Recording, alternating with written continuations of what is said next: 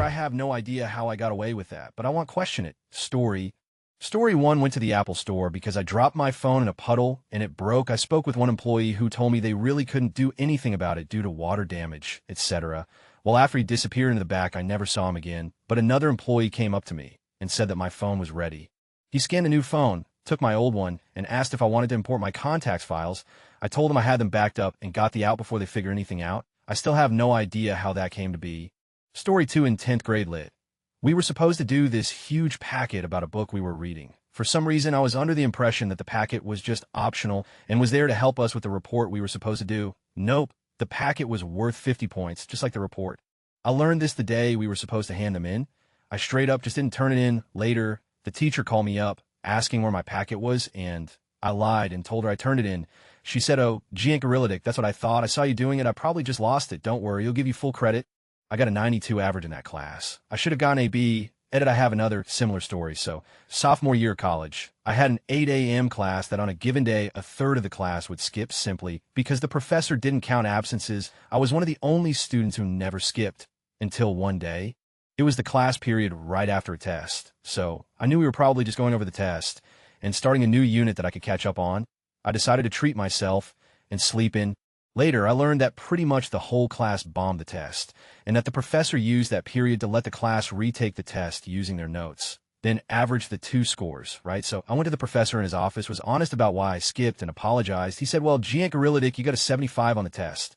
Now, we can either schedule a time for you to retake it, or I could just give you an 88, cause that's what I think you'd get with the two scores averaged." You bet I took that 88. My very first job when I was 16 was at an MCNL Verizon for You Young's call center. When I interviewed and got the job, I had no idea what I'd be doing on the job.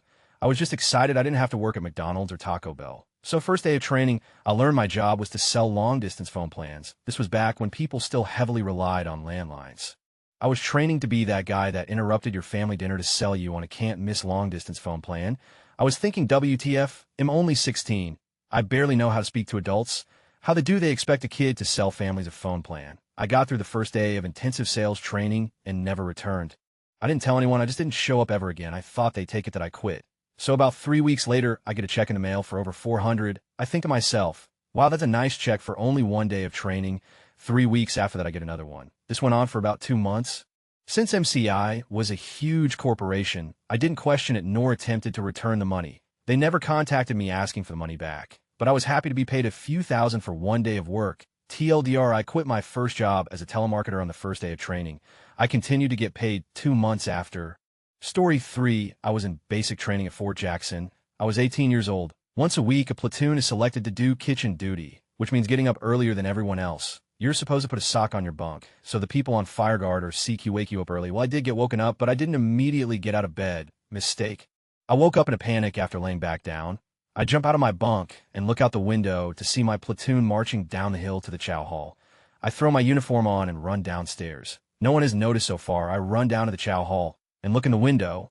I see whoever is in charge of the briefing standing up in front of my platoon, who are seated in the booths and tables listening. The way the chow hall is laid out, you have to wait in line along the walls to get your food, and you are separated from the tables and chairs by a wall about 312 feet tall. I somehow sneak in without being noticed and run while ducking behind this wall till the end of it, and rush and take a seat with my platoon while the kitchen person had their back turned. No one that could do anything had noticed my oversleeping. I felt like a ninja. I bought about 1,000 worth of ammo at Gander Mountain. I knew exactly how much it would be beforehand. So, after the cashier was done scanning all of the ammo, I swiped my card and didn't even pay attention to the price, got home, was putting away the ammo, and saw that the receipt said something like 13. Only one item had scanned. The first one I handed to her, kept my mouth shut. Edit, thanks Reddit for making me feel like a criminal. I left work feeling guilty and went to the Gander Mountain store and asked to speak to a manager. I brought a handwritten tally of all of the ammo I think I bought on that occasion. It's been months, so I don't remember entirely what I bought, and ammo prices have fluctuated. The GM of the store came out, and I asked to speak to him in private. We went back to a weird set of offices behind the gun stuff next to the bathrooms in the back of the store, and I told him that a couple of months ago I bought a bunch of ammo and realized after I got home that I really underpaid. I gave him my handwritten note and told him I'd like to make the store whole. He stood up, shook my hand, said he really appreciated my honesty. He said that his store writes off about $25K of theft a year and that the miscalculation in my ammo purchase hasn't even been seen yet. and that it was not my fault, it was his store's fault. He then gave me a business card and told me that if I chose to purchase anything again from his store, to ask for him, and that he'd give me a 10 discount on my purchase. Story 4. Back in high school, I took AP Earth Science, which as most of you know is a bullshit class, or at least it was at my school. Almost no one got a passing score on the AP exam year after year, because the teacher, a really cool guy and super fun, really didn't do a very good job at communicating the material. One of the major types of assignments we had per chapter were these big packets of questions that were 1 line long per question, printed back to back on 2 sheets of paper, and talking about 100, 200 questions average. Now, these were short questions, but you couldn't find the right answers to them anywhere, not online, not in the book, nothing. After about the second packet, I decided I didn't give even half it anymore. At first, it was just simple bullshittery. Towards about the middle of the second page of my answers, I would just put in random nonsense that looked like answers, just to see if you would actually read it. Nope, I got 100s back every time. Even when several of my answers were recipes for banana bread. That's when I got more aggressive about it. From that point out, I decided that as long as it looked like an answer, he'd still give me full credit. So I started to bullshit every answer by typing a couple of sentences worth of buzzwords. It worked, but I decided, hey, I can be lazier than this. My final form was that for around 8 chapters, I copied and pasted the questions themselves, except reformatted to look like answers. This meant removing the question mark, capitalizing the first word, and replacing any word like what, who, when, or why with the they, those. And because I got full points for those 8 chapters, edit, y'all got too many stories. I can't read all this, just like my textbook chapters edit too well. This is now my highest rated post of all time. Thanks, y'all. Story 5. This is something I wrote in a previous thread, but it is relevant. I remember during high school, I had failed a required course for graduation, so I needed to take it during the summer when those blood drive buses came along. You had an option of donating blood and getting a few hours bumped from the time you have to serve. While I tried donating blood, my blood pressure was too high to actually get it. I saw some kid convulsing in the back, and I guess I was pretty spooked at that point. I just wasted a bunch of time with nothing to show for it, so I said it and decided to hang out with my night school friends outside and wait for my mom to come pick me up. I recall being really scared, mostly because this was my last chance at a reasonably early graduation, and I just missed out on a day's worth of hours. It was during the car ride home I hatched a plan. I basically found the blood drive image online and forged a medical document, all done in Microsoft Word. Mind you, the letter I wrote basically outlined that I had donated blood, but there was a complication and I had to be rushed to the hospital. I Googled the blood drives forms just so it can appear convincing. Well, the next day, I was a nervous wreck because I didn't know in how much trouble I would get, not only from the school, but from my parents. My parents were pretty much on the verge of disowning me at that point. If I didn't get mine together, well, I handed the teacher, I use that word loosely, more like a substitute the form. With a shaky voice, I managed to explain the lie, not believing for a second I would get away with it. At that moment, my mind was going a mile a minute. What if she doesn't believe me? What if she presents this to the office? What if the office shows this to the blood drive people? They're not going to give me the hours. They're going to call my parents. My parents are going to disown me. So, while all of these horrible thoughts are going through my head, the teacher just says, "Oh my God, that happened to you." I just nodded meekly. Then she said, "Okay, no problem, we'll fix it." So, as my heart palpitations stopped, I asked her, "So, am getting the hours?" In her infinite mercy, she just said, "Yeah, no problem. Let me just mark it down." And she marked it down in her little folder, and that was that. I can't tell you the relief I felt. I practically danced to my seat. My friends that sat next to me wondered why I looked so self-satisfied, but I just shrugged my shoulders. Now, you're probably wondering what the point of this whole confession was. This is the whole reason I donate blood. Whatever merciful divine entity allowed me to pass off that fake as form as real, I thank you. I thank you in blood. Story 6, 1989. I was 14 years old. Pay attention to this year because there's in no way you'd get away with this today. I wanted to go over to my cousin's house because I wanted to get high. Mom said no. I waited till Mom was asleep and stole her truck, went to cousin's house, got high, got drunk, got higher, left in my mother's stolen truck at about 3 a.m., 5 minutes from my house, going down the back roads, whoop whoop. Let's take a moment for me to explain that my mom knew all the cops. Because of my brother and his antics before me, they were friends, all of them. Back to our story, Mr. Angus Van Hookinson. How are you doing tonight? I'm just fine. Ossifer, I can see you've been drinking. Oh yeah? Sniff, Mr. Van Hookinson. Do I smell marijuana? Yep. Mr. Van Hookinson, is my mom's name your mother, and are you driving her truck? Important to state that this is not good news, because I'm far more afraid of my mother than the police. Yes, she is Mr. Van Hookinson. Do you even know where you're right now? Actually, yes, officer, I do. I know that I'm at the corner of Street and Avenue OK. And if you were going to get home, how would you do it? Idaho Drive, just over 14, mile the lane, turn left, then go to road. turn right, then go down and up the hill, cross the stop sign at Boulevard, then right into my driveway. Okay, Mr. Van Hookinson, hey Race, what's going to happen? I'm going to call your mother in the morning and tell her where and when and under what condition I saw you tonight. You'll do this for her because I owe her a favor. Keep in mind, Mr. Van Hookinson, this is not for you for right now. I'm going to do what I can to distract my colleague from looking your direction. You know where home is. Get there. I started the truck back up. I was about to pull off, and he called out to me again. By the way, do you know how fast you were going? I thought I was doing okay. Was I speeding? Not exactly. You were going 14 miles per hour, small town Texas in the 80s, folks. Edit this blew up while I was installing and playing Kingdoms of Amalur. Don't judge me. Okay, for the tally, if I'd been literally anywhere else, with literally any other cop DUI, DWI, driving, without a license, no insurance emissions failure, the catalytic converter was, and it was obvious noise nuisance, busted muffler, driving past curfew underage, drinking, potentially impedance of traffic 14 miles per hour, pretty sure I had a faulty taillight, and vehicle theft. Story 7 Russian soldiers started executing people inside my apartment block 1994. Chechnya. So I pretended I was their supply boy for the army by quickly running up to one of the soldiers and asking if they needed more ammo. That was it. Just look like you have a purpose and don't panic. They ended up sending me to actually get a box from their camp, which I had no clue how to do, but I managed eventually, and I ended up being a supply boy for the next month or so, until they realized I was not actually with them. I didn't actually do much. I just stayed in their camp and ate their food and hid when they called names around. Maybe 50 to 60 people were killed in that apartment. I could have easily been one of them. Story 8-year-old me watched a man inside of a Hilltop Fun Center open up the part of the machine that holds all of the tickets and tokens and begin fixing it. Midway through, someone who I assume was his manager or boss came up to him and told him he needed help moving new equipment in the kitchen. They both left, and by the doings of the gods, even though the guy closed and locked the machine up again, he left behind his caddy full of tickets. I took the 2 giant chunks of tickets that were stacked inside and ran to the ticket eater with them. The total amounted to some 5K tickets. I was curious not to encounter the worker from whom I stole these tickets, but to my fortune, did not even see him again that day. I gave my receipt to the guy at the desk and left with the arcade equivalent of a king's riches. I was not persecuted further for having taken the tickets.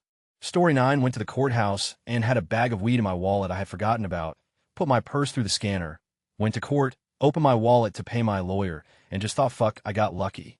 Story 10, I know this is probably lame, but when I was in 6th grade, one didn't show up to concert because I didn't feel like it. My orchestra teacher got super pissed, but the next day, I brought her an Almond Joy bar, and she never brought it up again. Yeah, I know. I'm basically a... Story 11, when I was in 7th or 8th grade. When TPing was super popular to do to your classmates or people you hated, I happened to steal a key off a janitorial cart to the locked toilet paper holders in the bathrooms. We funded our TPing efforts on the school's dime by stealing their toilet paper and stuffing our backpacks. I handed the key around to all my friends, and it eventually got so bad, the school did a random search of every classroom in the school. That day, I had given the key to my friend Mike as he had brought a big duffel bag to empty a few bathrooms. Before we knew the search was happening, if I were to guess, he had managed to pack over 60 rolls of TP into this bag. The principal walked in, told everyone to sit down, and that he was going to go through everyone's lockers. He went over to the teacher to explain what was going on, and as he was busy with his brief conversation, I looked over at Mike, horrified, and he just confidently nodded at me. I knew he had put that duffel bag in his locker. I watched him. I thought we watched as the principal went through each locker, opening every bag he could find, trying to find out who was taking all the toilet paper. He got to Mike's locker, and I'm sweating bullets. He opens his locker, and it is empty like a book and some pencils, but other than that, there is nothing. I just started laughing.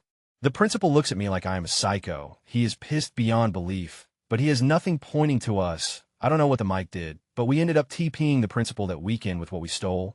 Story 12, I was working an equipment desk and had a shift for Saturday from 7 a.m. to 11 a.m. I slept in big time and made it there at 9:30 a.m. No calls from my boss, no angry people waiting, just a couple of towels sitting in the bin. Fast forward a month, and a coworker had the same shift and was late by 30 minutes and got suspended for 2 weeks. Story 13, as a sophomore in high school, I hooked up with a senior girl. She thought I was a junior, and I neglected to correct her. Though IDB busted at the end of the year when the yearbook came out, but through some screw-up I was listed as a junior there instead of sophomore. We kept banging all summer until she went off to college. Story 14, I was a freshman in college at La Salle University. It was the first week of school, and so we decided to go to our first party. Being freshmen, we have never heard of the ABC Alcohol Control Board or something like that. So we were in line for the keg when I noticed an older man pushing his way forcefully through the line to the back of the house. Here I'm thinking, wow, this guy needs a beer enough to everyone off. Then I saw his badge. We all immediately put down our beers, but it was too late. They had blocked off the house front and back entrance. From there, they explained to us that everyone in here under 21 will be getting a ticket for underage consumption of alcohol.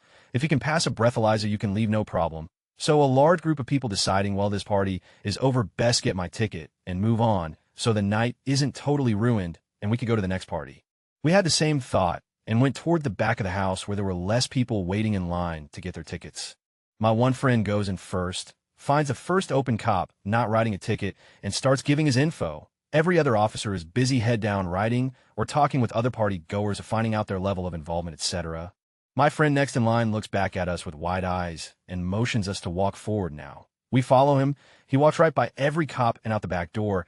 There was one more cop manning the back door, and he asked us, so they all took care of you in there. We all told him yes, and were let out without any more question. As soon as we made it down the block, we couldn't contain our excitement anymore and started jumping and high-fiving each other. It was awesome. Story 15 was driving home on my way back from a football game. Was doing about 100 miles per hour easily. Passed a state trooper, and his lights come on. My buddy was in the passenger seat, freaking out because the whole car smelled like beer since had been drinking since noon, and it was now 10 p.m. I tell him to keep quiet and let me handle it. Cop pulls us over, license, registration, etc., etc. He smells the beer and asks me to step out of the car. While his partner is running my plates, he starts the sobriety tests, which I pass because I don't drink at football games anymore. He asks me if Eve been drinking. I say no. He asks me if I know why he pulled me over. I say no. He says he clocked me doing 85 in a 60 zone. I had to stop myself from laughing. We start bullshitting about the game I just came from, where his team beat mine, and I get him laughing. He tells me to get back in my car. I'm waiting there for about 5 to 10 minutes before he comes back to my passenger window and says, just keep it under 70 and get this guy, me buddy, home safe. Have a good night. Nearly myself, my buddy, who has had trouble with cops before, freaks out, screaming about how had been locked up for the night in the same situation. Oh, my luck with police.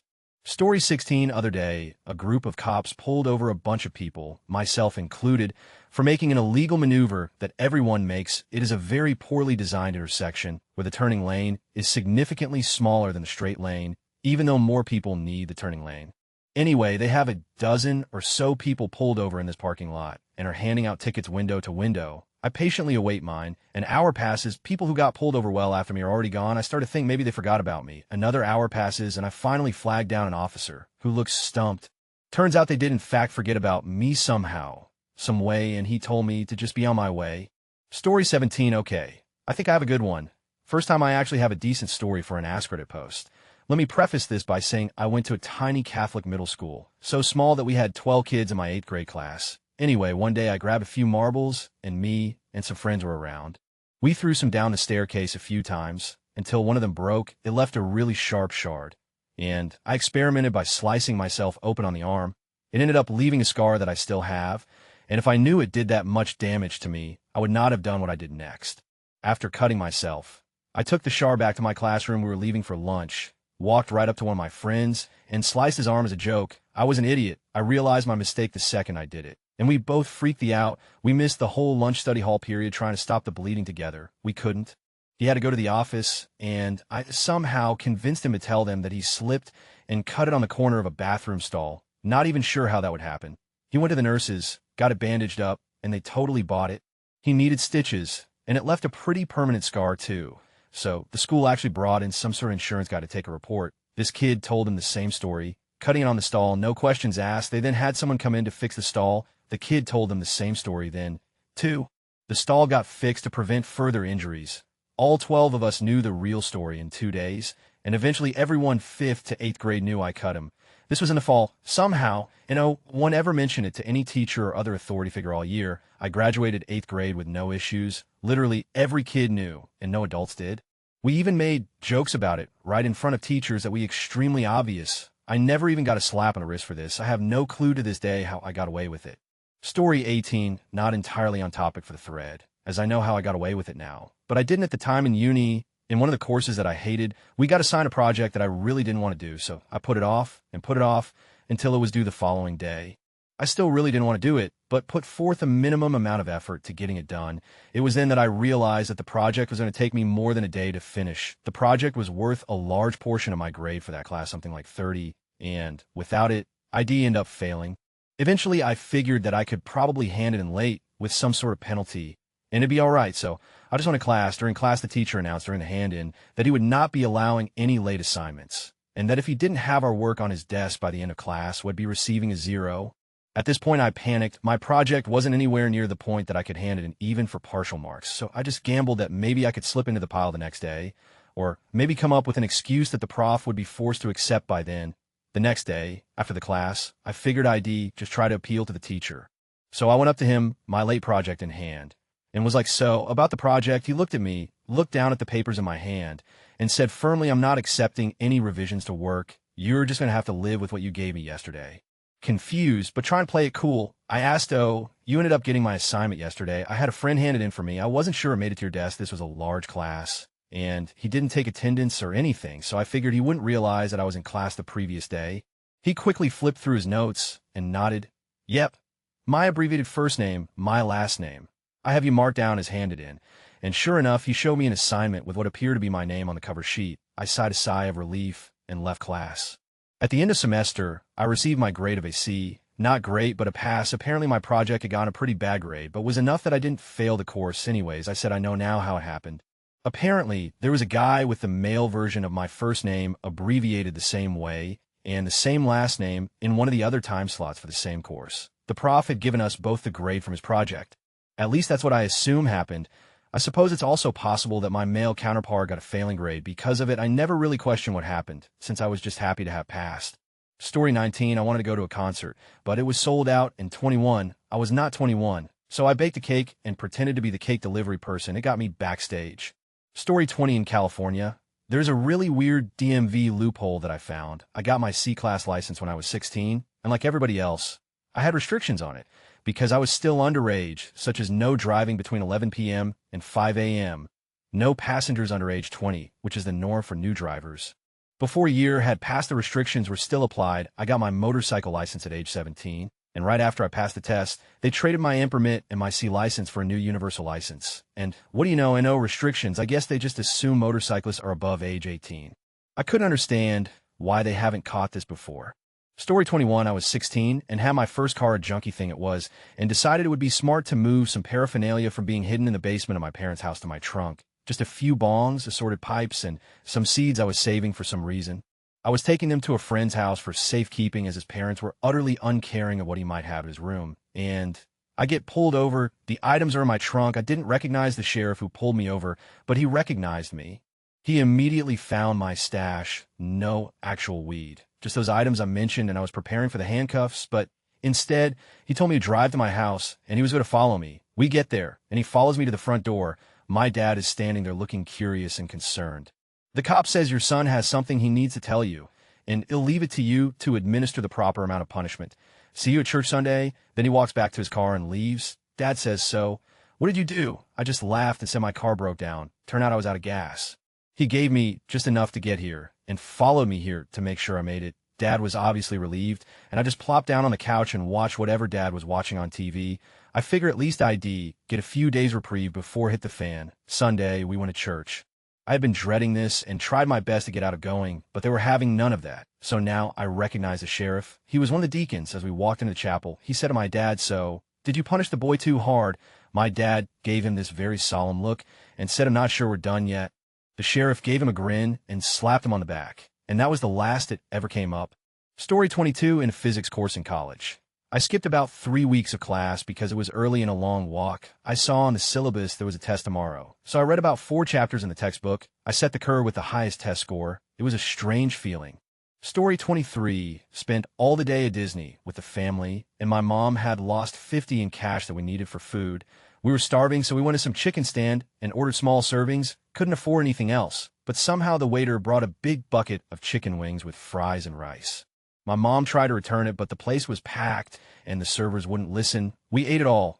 We were so full, and then we left without anyone saying anything. Story 24, oh God, I know this is late, but here goes. I was 20 and smoking and drinking in a college dorm room with a girlfriend and 4 additional people. We were toasted. Someone on the floor called campus police about the weed smell. 2 campus cops show up, and the kids whose room was try to hide there and open the door.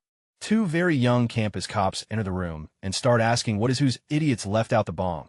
All 4 of them start to point fingers at each other while my GF and I sit there in awe. The cops start running IDs and going one by one asking to search us. He gets to me, and I told him I don't consent to a search. I guess it caught him off guard because he stumbled over his words and ended up letting my girlfriend and me go. All the other 4 got arrested. We get halfway down the hall, and the girlfriend doesn't have her phone. We have to go back. So I knock on the door, and it opens, and I see everyone zip-tie cuffed, and I ask the cop to look around for her phone. He finds nothing. We decide to come back later to look and get in the elevator where I call her phone. It rings from inside her shirt. Not only did we get let go once, but we drunkenly went back for a phone that wasn't there and got let off again. Always chalk that one up to campus police and experience. Story 25, I accidentally got a free physical copy of Fallout 3 Gotti Edition. Because I thought this web store had not sent it to me, I complained. They immediately returned my money with no further questions. Then I found out that the game had shipped to my other address. Story 26, I'm late to this, so this will probably never get seen. But anyways, I was taking discrete math with a professor who really didn't want to teach the class and didn't much care. Well, the class was 3 times a week, and the professor would cancel class at least once a week like clockwork. My favorite was an email he sent out saying that his daughter was going to be sick on Monday, so class was canceled. This was on a Friday. Anyways, I would skip another of his classes every week and attend just once a week. I probably did maybe a third of the homework for that class as well, and ended up with an 80 overall. I think he would either lose the stack of homework or just not be bothered to grade it and give everyone full marks. So it came down to time for the final. We were told that the final could not hurt your grade, only help it. So if you already have the grade, you don't have to take it.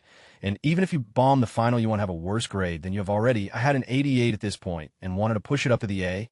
There were about 7 of us at the final when we got there. The professor handed out the tests, and we got to work. I worked through the first 2 questions just fine, and then got to the 3rd question.